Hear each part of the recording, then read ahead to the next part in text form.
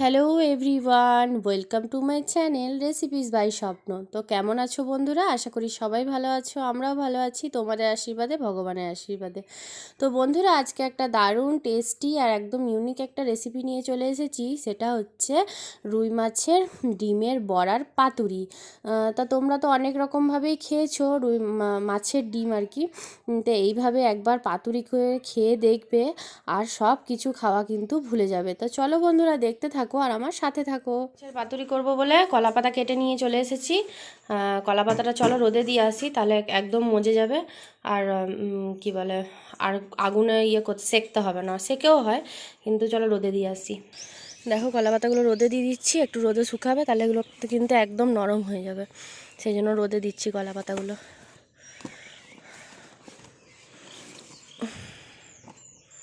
রোদে দেওয়া থাক, পরে যখন সব করে নিই, করে নেওয়ার পর এসে কলা পাতাগুলো নিয়ে যাবো। ডিমের পাতুরি করার জন্য আমি কি কি নিয়েছি, এখানে নিয়েছি মাছের ডিম, পুরো একদম দেখো ফ্রেশ ডিমটা নিয়েছি। ডিম খেতে তো এমনিতেই ভালো লাগে, তোমরা তো অনেকে ঝোল তারপরে এমনি বড়া ভেজে খেয়েছো, কিন্তু এইভাবে একবার পাতুরিটা করে খেয়ে দেখবে, খেতে কিন্তু অসাধারণ লাগে, জানো তো। তো দেখো আমি মাছের যতটা ডিম বেরিয়েছে, আমি মাপিনি যদিও, ততটা ডিম নিয়ে ধুয়ে নুন মাখিয়ে রেখেছি। আর এদিকে দেখো নিয়ে নিয়েছি পেঁয়াজ কুচি, নিয়ে নিয়েছি ধনেপাতা কুচি, আর এদিকে দেখো নিয়েছি সাদা সর্ষে। তোমরা চাইলে কিন্তু কালো সর্ষে ইউজ করতে পারো, কোনো অসুবিধা নেই।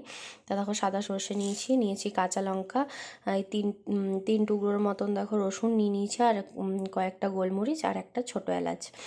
তাই নিয়ে চলো তাহলে আমরা এগুলো সিলে পেস্ট করে নিই, তারপর তোমাদেরকে আবার দেখাচ্ছি। আমার কিন্তু মশলাটা পুরো বাটা হয়ে গেছে অলরেডি, পুরো আমি বেটে নিয়েছি। আর এদিকে দেখো মাছের ডিমটা নিয়েছি, এরপর কিন্তু আমি ডিমটা ভালো করে মেখে নেবো, ভালো করে চটকে চটকে মেখে নেবো।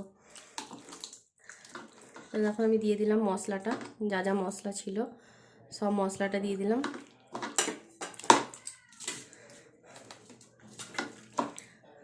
আর দিয়ে দেবো পেঁয়াজ কুচিগুলো। পেঁয়াজ কুচিটা একটু বেশি লাগবে, তাহলে কিন্তু খেতে বেশি ভালো লাগবে, সেই জন্য পেঁয়াজ কুচিটা একটু বেশি করে দিয়ে দিলাম। এরপর দিয়ে দেবো ধনেপাতা কুচি। ধনেপাতার এই শীতকালের তো ধনেপাতার মানে বড়া ধনেপাতা সব কিছুতে দিলেই বেশ ভালো লাগে, খেতে খুবই সুন্দর লাগে, সেই জন্য ধনেপাতা দিলাম। এরপরে দেখো দিয়ে দেবো হলুদ। মাছের জিনিসে হলুদ না দিলে হবে না, পরিমাণ মতন হলুদ দেবে, তোমরা যে যেরকম দিতে চাও আর কি সেরকম হলুদ দেবে। এরপরে দিয়ে দেবো স্বাদ মতন নুন। তো দেখো আমি স্বাদ মতন নুন দিয়ে দিচ্ছি, দিয়ে কিন্তু আমি ভালো করে মেখে নেব। আর মাখার সময়তে কিন্তু সুন্দর একটা স্মেলও ছেড়েছে। এরপর আমি দিয়ে দেবো একটু দেখো আমি সরষের তেল দিয়ে দিচ্ছি অল্প একটু, দিয়ে কিন্তু আমি ভালো করে মেখে নেব। অল্পই দেবে সরষের তেলটা, কারণ এটা পুরোর পরে তেলে ভাজা হবে। তো দিয়ে আমি কিছুক্ষণের জন্য ঢাকা দিয়ে রেখে দেবো। এটা আলুর চোকলা লেগেছে, কিছু না। তো দেখো ওর থেকে পাতাগুলো তুলে নিয়ে আমি চলে এসেছি। এরপর পাতাগুলো কিন্তু আমি মাঝখান থেকে ছিঁড়ে নেবো।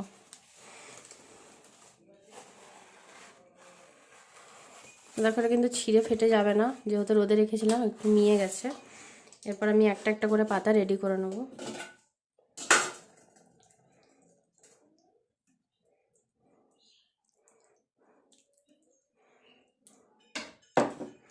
দেখো পাতার মধ্যে দিয়ে দিলাম ডিমটা, ডিমের যে মেখে রেখেছিলাম ডিমটা দিয়ে দিলাম।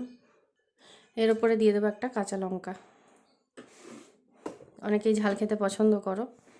দিয়ে কিন্তু আমি একটা সুতোর সাহায্যে কিন্তু বেঁধে নেব, নর্মালি পাতুরি সবাই যেরকম করে।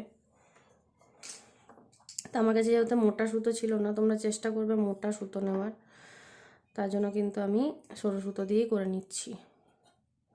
মোটা সুতো থাকলে ভালো হয়, সরু সুতো যেহেতু সেহেতু একটুখানি বেশি প্যাঁচ দিতে হবে। তো দেখো এইভাবে সুতো দিয়ে কিন্তু বেঁধে নেবে।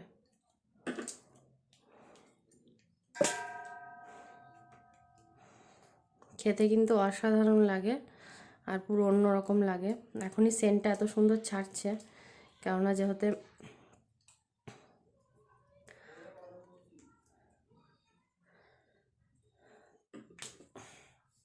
আমি এরপর একটা গিট দিয়ে নেব।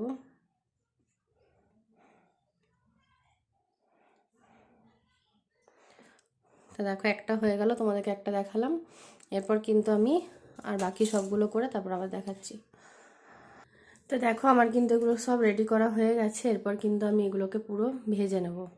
বসিয়ে নিয়েছি, তা প্যানটা গরম হতে দিয়েছি।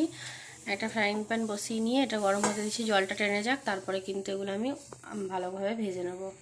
তো দেখো প্যানটা কিন্তু পুরো গরম হয়ে গেছে। এরপর কিন্তু আমি তেল দিয়ে দেবো। তেলটা একটু লাগবে, কেননা এটা পুরো ভাজা হবে সেহেতু তেলটা কিন্তু লাগবে। এরপর আমি একটা একটা করে দিয়ে দেবো।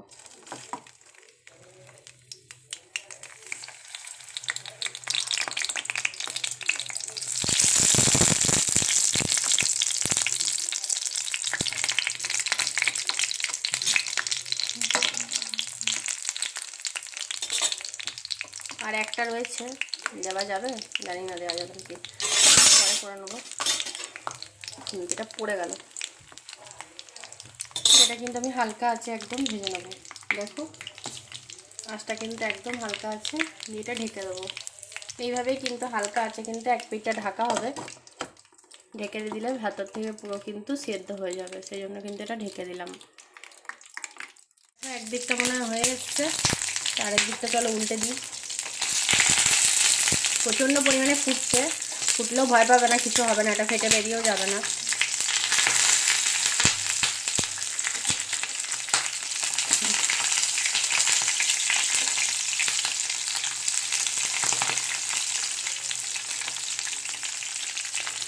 একদিকটা দেখো আমাদের হয়ে গেছে, আরেক দিকটা এরকম হালকা আছে কিন্তু ভাজবো। গন্ধটা কিন্তু ভীষণ সুন্দর বেরিয়েছে। এই কিন্তু আমাদের এগুলো পাতুরিগুলো হয়ে গেছে। এরপর কিন্তু আমি তুলে নেবো একটা একটা করে।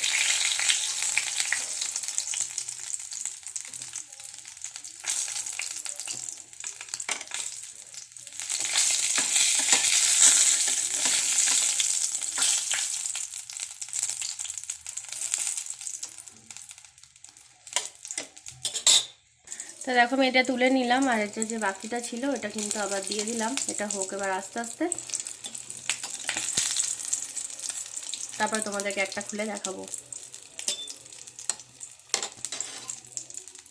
তো তোমরা অবশ্যই করে মোটা সুতো দিয়ে করার চেষ্টা করবে, কেননা সরু সুতোতে কিন্তু ফট করে কেটে যায়। যেটা দেখো আমার কেটে গেছে, কিন্তু এটা খুলে কিন্তু বেরিয়ে যায় নাই। আর দেখো এটাও খুলে গেছে, কিন্তু এটা খুলে নেই। মোটা সুতো দিলে এটা ছিঁড়ে যাওয়ার ভয় থাকে না, আর সরু সুতো দিলে খুলে যাওয়ার ভয় থাকে। যাই হোক আমার কাছে মোটা সুতো ছিল না, সেই জন্য আমি সরু সুতো দিয়ে বেঁধে করেছিলাম। তোমরা চাইলে কিন্তু কাঠিও গুঁজে করতে পারো, কিন্তু কাঠি গুঁজে করলে সেটা কিন্তু বেরিয়ে যাওয়ার ভয় থাকে, আর সুতো দিয়ে বেঁধে দিলে কিন্তু বেরোনোর ভয় থাকে না। ওটা হোক, আর তোমাদেরকে আমি এটা খুলে দেখাই। যেহেতু এটা হয়ে গেছে সেহেতু তোমাদেরকে আমি ভালো করে খুলে দেখাই যে কেমন হলো। প্রচণ্ড পরিমাণে গরম, পাতাটা পুরো পাঁপড় হয়ে গেছে। ও ভেতরটা কিন্তু পুরো হয়ে গেছে সুন্দর করে,